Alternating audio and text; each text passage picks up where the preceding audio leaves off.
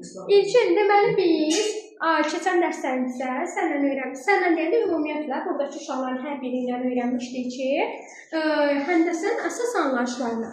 Deyə görək, həndəsənin əsas anlayışlarını ilk olaraq nöqtənin nə olduğunu öyrənmişdik. Nöqtə Latin əlifbasının böyük hərfi ilə işarə olunmuşdur. A nöqtə, Aha, bəli, A nöqtəsi, B nöqtəsi və s. Yaxşı, nöqtəni doğru dedik. Deyə görək, bəs düz xətt nədir? Düz xəttdə Latin əlifbasının kiçik hərfi ilə işarə olunmuşdur. Hər hansı bir düz xətt. Aha, bəli. Aha, bəli, onlar da düz xəttdir. Yaxşı, deyə görək, bəs parça nə idi? Parça A, B, A... Başlanğıc. Başlanğıc və sonu olan parça. Aha, başlanğıc və son nöqtəsi var idi. Qeyd eləyək. A, B parçası. Belə deyim, mütləqdirmi biz A və yaxud da B ilə işarə edək? Misal üçün C, D də istifadə edə bilərik də hərflərlə, düzdürmü? Yaxşı, deyə görək, parçanın düsturu hansıydı? Aha. Aha, bəli, doğrudur. Aha. İki, bəli, tamamilə doğrudur İlkin. İlkin, bəs deyə görək şua nə idi? Şua sonu yoxdur, A nöqtəsində qabaq dikilə bilər. Qeyd elə zöhmət olmasa, lövhəyə. Aha. Yəni, başlanğıc nöqtəsi var, sonu isə şuanın yoxdur. Bəli, tamamilə doğrudur. Yaxşı, biz sənlə şuanın da düsturunu qeyd elə zəhmət olmasa, 2N düsturudur, bəli, tamamilə doğrudur. Yaxşı, gəl indi bucaqlardan danışaq. Misal üçün, biz sənlə öyrənmişdik kör bucaq, düz bucaq, iti bucaq, açıq bucaq. Yaxşı, hələ də görək, bizim düz bucağımız necə ifadə olunur? Hələ bir dənə düz bucaq çək və düz bucağın dərəcə ölçüsünü qeyd elə. Nə qədərdir dərəcə ölçüsü? Bəli, 90 dərəcədir. Bəs yaxşı, sənə desəm, iti bucaq. İti bucağı neçə dərəcə arasındadır? 90-dan kiçik olur, düzdürmü? Aha, bəli, bir dənə iti bucaq çək. Aha, misal üçün, indi düzdür, biz lövhədə 10 dəqiqliyinə çəkə bilirik. Sən tutaq ki, 35 dərəcəli bucaq ifadə eləmək istəyirsən. Yaxşı, bəs bizdə kör bucaq necə? 90-dan 180 arasında. 90-dan böyük, 180-dan kiçik olur, düzdürmü? İndi bir dənə kör bucaq çək. Biraz bucağı, sağ ol, biraz bucağı sərgəli çəkək.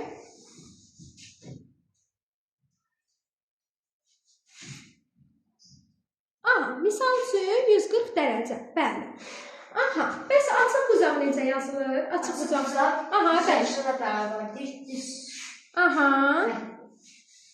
Aha. Aha. Sadəcə bir dənə aşağıdan bucaq işarəsini qoyaq. Aha, bəli. Aha, tamam. İndi gəlirik bucaqların təmbölənə. Təmbölən nə idi? Təmbölən bucaqların elə yarı bölürdü, düzdürmü? Aha, bəli. Yəni, o 90 dərəcə 45 və 45, bəli. Tamamilə doğrudur. Yaxşı, birdən bizdə, indi orada 140 dərəcə yazmışsan. 140 dərəcənin təmböləni nə olacaq? Hələ təmböləni 65. Yox, 140-ın yarısı nədir? 70 dərəcə. Düzdürmü? Aha, bəli, 70 dərəcə. İndi yaxşı, onu indi mən deyirəm, ifadə elə. Aha, İlkin, zəhmət olmasa, indi oradakı bucaqları adlandır, hərflərlə adlandır. Aha. Aha, misal üçün İlkin, mənə A, O, C bucağının dərəcə ölçüsünü qeyd elə. A, O, C bucağının dərəcə ölçüsünü qeyd elə. Aha, bəli, 70 dərəcədir. Tamamilə doğrudur. Aha, aha. İlkin, gəl bir dənə sənlə misal həllinə baxaq. Gəl, misal üçün birinci misalın həllini yaz. Mən şərti oxuyum, sən yaz, yaxşımı? Deyilir ki, düz xəttin üzərində 3 dənə nöqtə qeyd olunmuşdur. Alınan şuaların sayını tapar. Şuaların sayını necə tez zamanda yaza bilərsən, tapa bilirsən? Şuanın düsturu 2. Ay, sağ ol. 2-ni vuracaq 3-ə. Aha, niyə 3-ə vururuq? Çünki 3 dənə nöqtə qeyd olunur. Düsturu qeyd elə əvvəlcə 2 vurulsunun. Aha. Bəli, yəni O-nin yerinə 3-ü qeyd elədin, düzdürmü? Aha. Digər misal üçün Elşən gəlsin. Aha. Yaxşı. İlkin sən otur, Elşən gəl. Növbət tapşırığı. Aha. Elşən çıx, sənin indi misalı oxuyaq. Deyir ki, düz xəttin üzərində 3 dənə nöqtə qeyd olunub. Səndən alınan parçaların sayını istəyir. Nə görə parçanın düsturu necədir? Qeyd elə lövhəyə. Ay sağ. Ay sağ. Bəli. Bəli 3 nöqtədir. Neyini edəcəksən? N-lərin yerinə, aha. Yəni 3 minus 1. N-in yerinə 3 yaz, orada zəhmət olmasa mötərizən daxilində. Aha, bəli. Aha. Bəli, o da eləyir 3. Bəli, tamamilə doğrudur. Keçək növbəti misal həllərinə. Nihat, gəl digər tapşırığı sən yaz. Deməli, digər tapşırığımız necədir? Deyir ki, bucaq AOB 120 dərəcədir. Qeyd elə bucaq AOB-ni 120 dərəcə. Bu 120 dərəcə olduğu üçün. Amma bir şey qeyd eləyək, bizdə axı açıq bucaqdır. Bucağı bir dənə düz çəkək. Aha, zəhmət olmasa açıq bucaqdır. Ay sağ ol. Hə. İndi 120 dərəcəni qeyd elə ora. Və bizim bucağımız AOB-dir. AOB. Bəli, aferin. İndi bizə deyilir ki, OS şüası AOB bucağının təmbölənidir. Təmbölən nə idi? Mənim düz xətt arasında bucağı yarı bölürdü, düzdürmü? Bu da 120 dərəcə olduğu üçün bu kör bucaq adlanır. Aha, bəli. İndi onu nə edəcək? Bölür yarı. 60 və 60 dərəcəli bucaqlar ayırır. İndi qeyd elə, bucaq AOS, S-ni də qeyd elə oradan, aha. Bucaq AOS, düzgün qeyd elə adları, böyük hərflərlə. Aha, AOS 60 dərəcədir. 60 dərəcə. Hə, bucaq AOS-nin yazın 60 dərəcə. Bəs digər COB bucağı necə olacaq?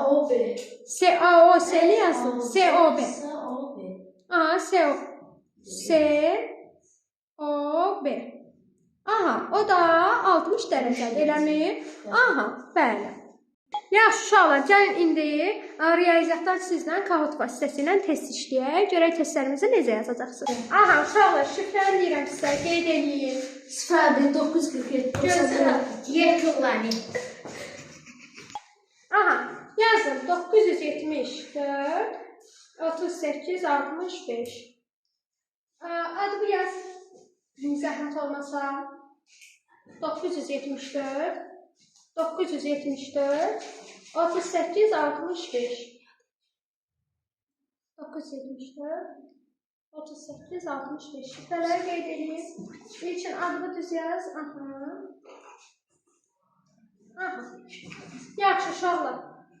Başlayaq. Sualları vurun, doğru bilgilərin. Aha, keçdiklərimiz ümumi suallardır.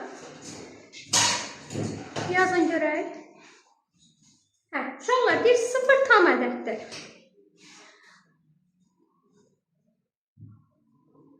Aha, 0 tam ədəddir də uşaqlar. Natural ədəd deyil, amma tam ədəddir. Diqqətli olaq suallarda. Növbəti suala baxaq.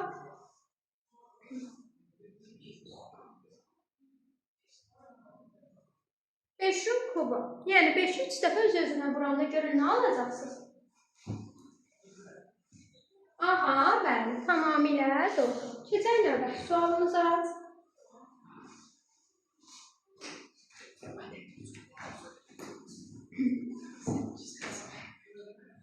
Aha, 8-dən 11 çıxanda bəli, mənfi 3 qalır, doğrudur. Digər suallar.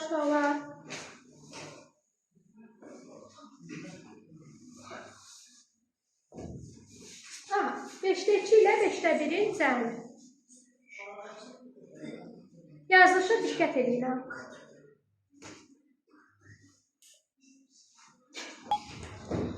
Yaxşı, uşaqlar, bunda doğru budur. Keçək növbəti sualımıza.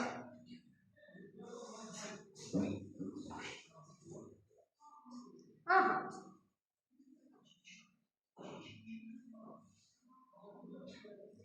Uşaqlar, diqqətli olun. Bizdə nə idi? 7-də 4-dən səhv eləmirəmsə 7-də 2 çıxırdı, düzdürmü?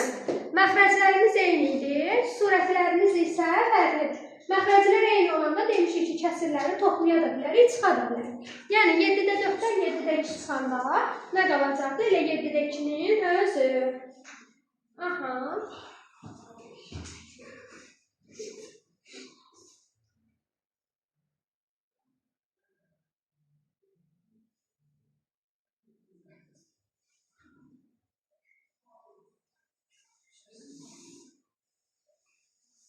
Aha, bəli, doğrudur. 7 tam ədəddir. 6-nın 3-ə bölünməsindən biz 2 ədədini alırıq tam ədəddir. 6-nı yaşıl variantda 2-yə böləndə 3 tam alırıq tam ədəddir. Amma 3-ü 6-ya böləndə orada bizdə məxrəc və surət hər ikisi 3-ə bölünür. Qalır 3-də 1. Bu isə tam ədəd deyil.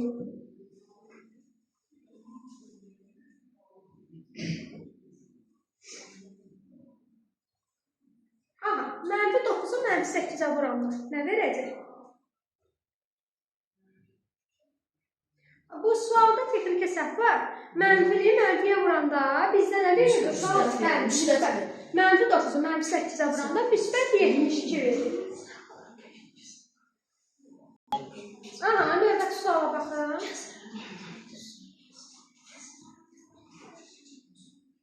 Sizdən yenə tam ədədlər istəyir. Bizdə tam ədədlər hansıları idi?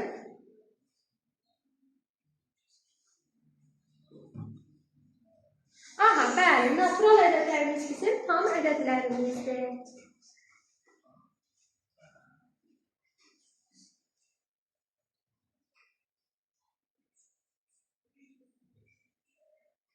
Aha, doğrudur. Sizə növbəti suallarımızdan çıxsın.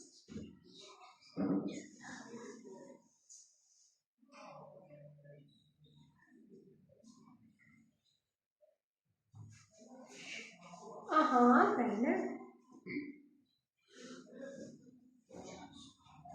Hələ ki, Elşən qabaqdadır.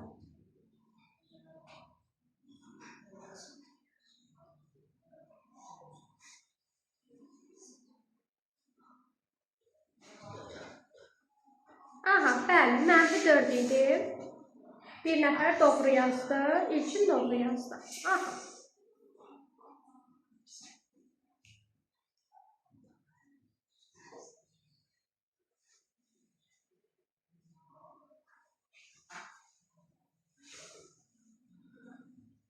Aha, 84,3 verilib. O bilirik ki, bizdə tam ədəd deyil. Növbəti sualımız.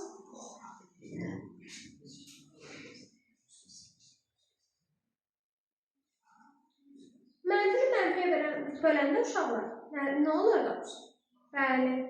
Aha, bəli, müsbət 8.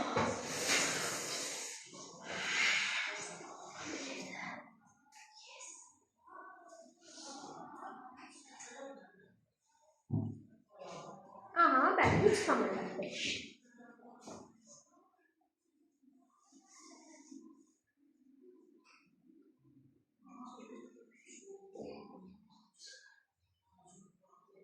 Bunu nə etməlisiniz uşaqlar? Bəli.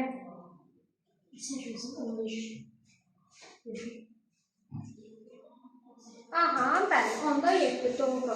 Diqqətli olun uşaqlar biraz. Növbəti sualımız. Görək oyunumuzun qalibi kim olacaq?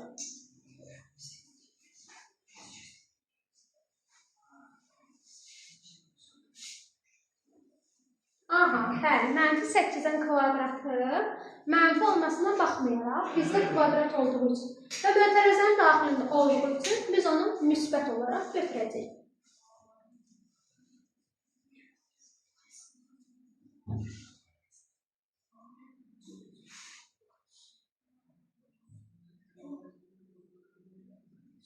Aha, bəli.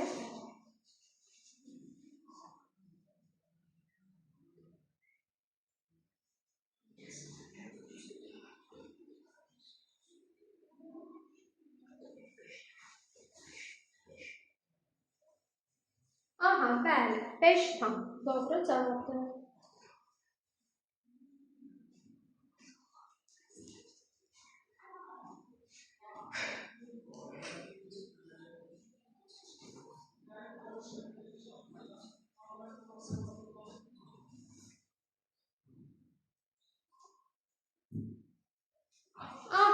Bəli, uşaqlar.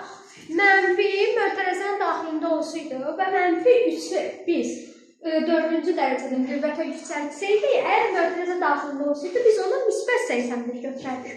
Amma bizdə mötərizə daxilində olmadığı üçün biz qüvvətə yüksəldik və işarəsini qarşısına qeyd edirik. Yəni mənfi 81.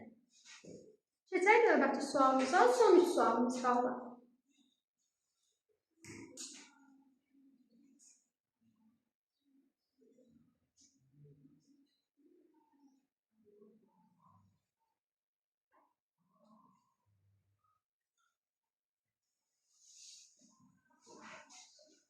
Aha, bəli. Doğrudur.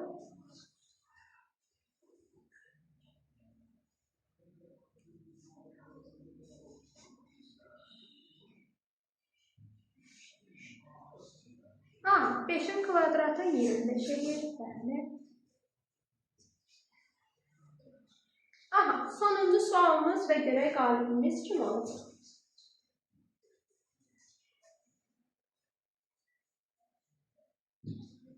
Aha, 4-də 1, çox diqqətli olaq, 4-də 1 kəsrdir. Kəsr ədədlərimiz tam ədədlər deyil. Baxaq, görək qalib kimdir?